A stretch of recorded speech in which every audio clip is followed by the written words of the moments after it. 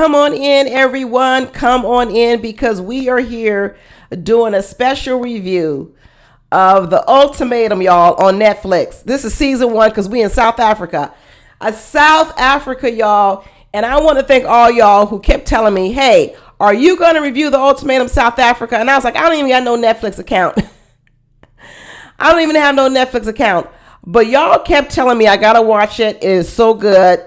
I said, okay, let me go on over here and pay my little $7, $15 for 1 month so I can go over here and watch this Ultimatum. And it better be worth my $15. It better be worth my $15, my hard working of $15. And it delivered, y'all. It delivered. Let me tell you, if you guys are not watching the Ultimatum South Africa, y'all need to do like me and you need to pay your $15 and you need to go ahead and watch this series.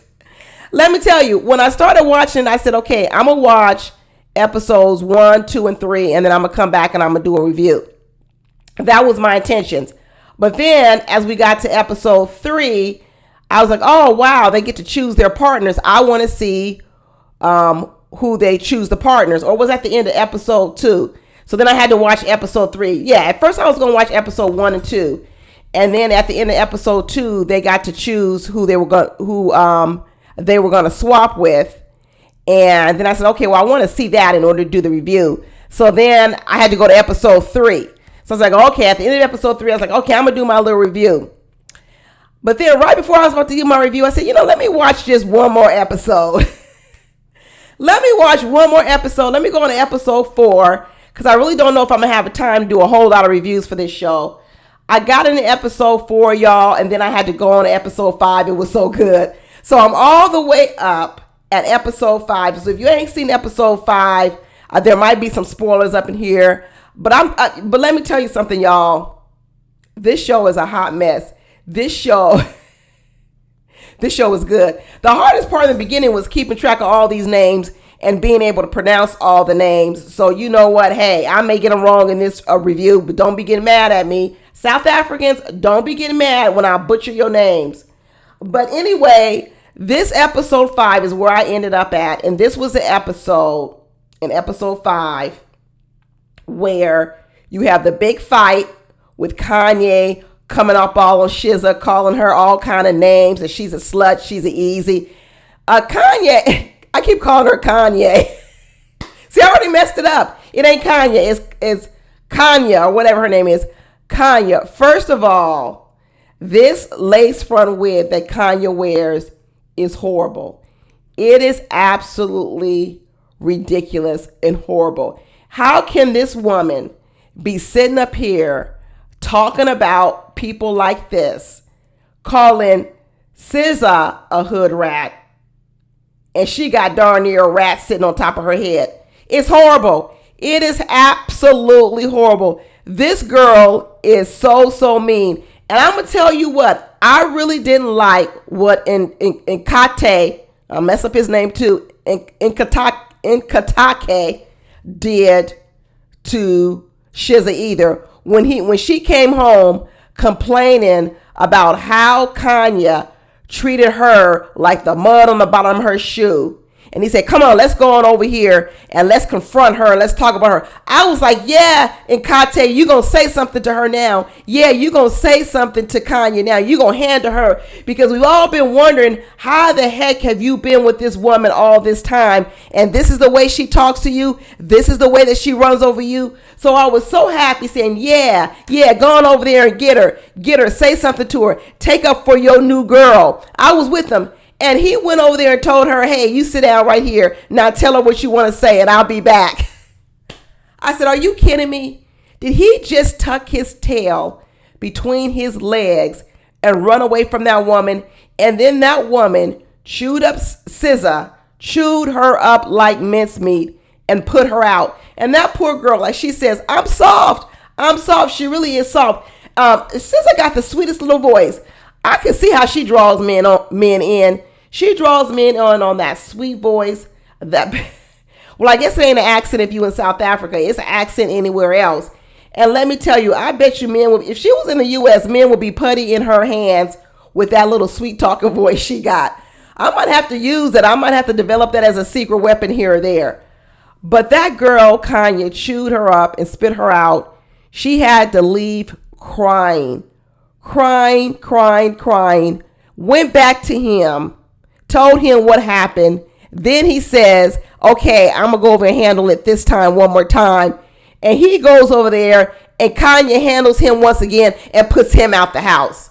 Unbelievable. This girl was saying so many nasty things. And Isaac sitting over there watching it unfold because he done got his hat handed to him by Ruth. He done got his hat handed in by him by Ruth. Because, but he should have known better. He should have known better because he was stringing Ruth along all these years, had never introduced Ruth to any of his friends. Ruth says she can't even call him at all. She got a text, and this man wondering why you don't call and see how my day was. Call? You mean I could call you? You mean text you like you tell me to do? And now he's all upset because Ruth done rolled in the sheets with Nola. Now, granted, she got used by Nola. Granted, she got used by the playboy, the philandering Nola, because he ain't shit either. But I tell you, Isaac got his hand handed to her, handed to him. And just like he said in the beginning, he probably should have chose Lebo. But you know what? Lebo is too good for him. She's too good for him. I'm glad he didn't choose her because he would have used her to cook and clean and run all over her. He probably would have cheated on her. He wouldn't respect her because that's all he's looking for. And then he didn't want to bring Ruth home to meet his family. But the minute he hooks up with Kanye, he's over here introducing Kanye to his family within 2 weeks. Why? Because she pretty. Is Kanye really that pretty, y'all? Is she really that pretty to be taking all this mess that these men are taking from her? She talks to people like they are the mud on the bottom of her shoe. She's horrible. She's horrible. But even Isaac said, you ain't that cute. You ain't that cute. When he tried to say, what do you bring to a marriage? She said, oh, no, you not trying to call. Are you trying to say, what am I the table? She goes, wait a minute. No. She said, no, you not trying to talk about, ask me what I bring to the table. I am the table. I tell you, these South Africans be watching this American TV because they got all the lingo. They got all of the lingo. I tell you what, I remember South Africans must watch a lot of American TV because I went to South Africa. It's been a while since I went to South Africa. It has to be at least maybe 12 years ago when I went to South Africa. But when I got to South Africa and we first arrived, I was so excited. It was my first time being in Africa, the motherland. And when we got there, the people were like, oh, well, you know, welcome home, welcome home. And I was like, oh, they welcomed us home because we black people. We were so excited. And then next thing I know, someone came up to me, some man, and said, where are you from? You know, he was a South African. I ain't going to try to mock the accent because I can't do it. He said, where are you from? Compton? I said, good Lord. Good Lord. Really? Is this what you believe, that all African Americans from California or the USA are from Compton? I said, y'all watching too much TV. You watching too many videos. I said, no, I'm not from Compton. He said, where else? Long Beach. Because obviously he was a rap fan. And he started talking about Snoop Dogg from Long Beach. And he started talking about the people, the rappers from Compton, NWA and all. I said, good Lord. Like I said, this was about 10 or 15 years ago. I said, they watching too much American TV. And Kanye over here talking about, I am the table. I am the table. But Isaac took her to meet his family. And that family was like, I don't like her. She's materialistic.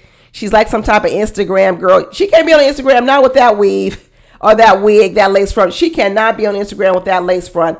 And Kate's mother did not like her whatsoever.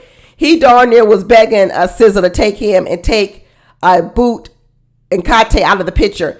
I don't think after this, to boot Kanye out the picture of in Kate's life, I don't think after this, and Kate's going to choose Kanye. I just can't believe it. Even if she doesn't choose him or rejects him, he cannot decide to keep her after this experiment. One thing about this ultimatum that was different from the American version is this ultimatum, they talk a lot about This is my trial husband. This is my trial husband. They didn't do that on the American version. They weren't fully claiming it like that. And I think because they thought of it like that way, that's why you have a lot of physical intimacy going on with these couples. These couples is kissing. They doing the Humpty Hump. They are doing everything because Lebo and Ruth were getting it in all the way. And Nola, my God, he lies at every turn. He lies to himself. He lies to Lebo. He lies to the men. He lies to Ruth. He lies to his friends. He lies to his family. He lies to everyone. Lies just roll off this man's mouth. And when he heard that Isaac was trying to circle back on Lebo, he was like, no, you need to leave Lebo alone. Why? So you could be the only one abusing her? Ooh, I really don't like him. I really, really, really don't like him. I sure hope Lebo don't run back to Nola. I really hope she don't run back to him. Just like her friend had told her, you need to work on your self-esteem. There is no reason why you need to be with Nola. He may be scarred for whatever reason he's talking about. He lost his parents or whatever he's talking about. I don't care why he is the way he is, but this man is a liar to his core. To his core. And Ruth, you know what? I don't have too much pity for her because Ruth really was going to get chosen initially. Remember, Ruth was going to get chosen for Lindelli. That's his name. I really like him. He was going to choose Ruth. But then once Ruth saw what was going on with Isaac and who he chose, and then all of a sudden she decided, well, I'm going to get him back and I'm going to choose Nola and I'm going to go full bore with that. So she was already on some get back herself. So she got too. You know what? In the end, she got used, Nola got used, and they both can go away. Because I really don't know why Ruth is even comfortable with being this sort of side chick figure. Because the way that she was hopping in the bed so soon with Nola, it was giving side chick behavior. And then she put up with the stuff Isaac has been doing for all these years too, which is really side chick behavior. If you're saying you don't even know where this man lives, you can't even call him, you ain't met his family, why are you still dating him, talking about you in a relationship? Why are you so comfortable being this woman on the side anyway? That's why it was so easy for her to do what she did with Nola. So I don't really have too much sympathy for Ruth, be honest with you. It was jacked up. I don't like Nola either. I really don't like him. I dislike him more than like I said, I don't care about Nola. But I don't have too much sympathy for her because they did Lebo dirty. Dirty. And when she says she don't care nothing about Isaac no more because they start talking about the word on the street is Isaac got a little ding-a-ling. She says she can't even feel Isaac when he's inside of her because so we know she ain't going back to him. She said, I finally got some good ding-a-ling from over here from Nola. Ain't no way I'm going back to Isaac and that little bitty old ding-a-ling he got. Woo! I tell you, what a mess this season is. But of all the people, I tell you, Kanye is the worst. She is the worst. The things that she said to Siza, I just did not like it. It was just mean. It was horrible. Even the way she talked to Nkate was mean and horrible. I don't see how anyone can sit there. And she started going in on her, really doing a job on her when they were at that little girls retreat. And she started talking about, I know all the different type of laughs for Nkate. And that one that he has with you, he's fake laughing for 2 hours. Girl, can't nobody fake laugh for 2 hours. She was so hot and bothered that she saw that Nkate was really liking Siza. She was like, he's fake laughing for a whole 2 hours. He don't really want you. He's faking it. She was so bothered. She in that wig was so bothered. But what about these other couples? The first one, the white South African couple. I don't even know why they're on here. They really didn't provide much. And honest with you, I don't like that they were on here. One is because I ain't over apartheid yet. I ain't over apartheid yet. So I really didn't need them on here. I really didn't. Because you're not going to make me believe that no white woman in South Africa is really going to go with no real black man. Apartheid wasn't that long ago. What was it, only 30 years ago? First of all, I don't believe it. So I already knew that this white woman really wasn't going to give this black man no chance. What was his name? It was Courtney in Genesis. And I knew that way. So he wasted his pick. That's what Genesis get because he should have never picked Courtney in the first place. He should have gone ahead and picked who he liked in the beginning, which was which was Siza. That's who he really wanted. That's who he really wanted in the beginning. But because this white girl all of a sudden liked him, he was like, okay, I'm going to go out on a limb. What for? That's what you get. So I'm glad you got paired with a woman who really didn't want to do the experiment with you, Genesis. That's what you get. Once again, you got burned. Once again, you got burned. First you got apartheid, and now you got the ultimatum. You got burned. Is this the reverse of affirmative action? Is this reverse affirmative action? They couldn't have 6 all black couples, so they had to stick the white couple in here. And in the end, it would have been different if this was a show about just them working on the relationship, just Courtney and Aiden. That would have been fine. I would have rather see Courtney and Aiden working on the relationship than to see the fact that, you know, Lebo over here had to be with Aiden, who was never going to really see her and try and get to know her. Nola, no fear that Aiden was anywhere going to be messing with his woman. So he was never worried about it. He's cracking jokes about it. Like, ha, ha, ha, have you been my woman back? And all this other kind of stuff, knowing that it ain't happening. He didn't have no fear. So he's running around here slinging his ding-a-ling over here with Ruth. I really didn't like that that went on. I didn't like that pairing one bit. No one. No, I didn't like it. And I like Lindelli, but I'm going to tell you something about Lindelli. I do believe he's on here for the hype, for the show, because he's an actor. I think he signed up for this just because he's an aspiring actor. That's what I believe. He said he's fallen in love with Tavy, but I don't know. He said he ain't got no problem paying his bills. He's get consistent work as an actor. I sure hope so. I sure hope he does get consistent work. But something tells me that may not be true. And that might be the reason why Cizelli don't really want to get married to him. But I think Cizelli, I do think Siza has a little bit of trauma about this whole thing, why she doesn't want to have kids. When she was talking to Kate about that, I was like, oh, well, if she don't want to have kids and she don't want to get married, I don't know how many men are going to want to be with her, because most men get married to have kids and to have a family. So if she's taking all that off the book and she talking about she don't want to get married till she's 40 or 50 years old. Girl. Alrighty, if that's what you say, there's no problem with that. But good luck on dating out here right now, running around telling a man you don't want to get married till you 40 or 50. That's going to definitely screw up your dating life right now in your 30s. But okay. But to be honest with you, I think that has to do with some trauma. I think that she's a sweet girl. She does have a sweet heart. And I think that part of her saying that is because she was with the wrong person. I think Siza was just with the wrong person. But you know what? That's okay that she don't want Lindelli, because Tavy over here is sucking it up. She is sucking up Lindelli, and they seem like they're going at it pretty good. But something about me makes me believe that Lindelli's here for acting. Now, did he come on here for acting, but he fell in love with Tavy? Maybe so. Maybe so. And I don't even know if this whole ultimatum thing with Lindelli is real. Did he really give Cizelli the ultimatum to marry him so soon? Or is even all this just fake? Is he just acting that too? I don't know. I don't know if I fully believe their ultimatum. If I believe Lizelli that he's being truthful and honest, I like him as a person. I like the way that he's showing up. I like the way that he's in partnership right now with Tavy. So I do like that part. And Tavy, like she said, she wasting her time with Genesis. 7 years, girl, you need to move on. 7 years, you need to move on. If he ain't made no move by now, he needs to move on. He said he ain't got enough money to pay this.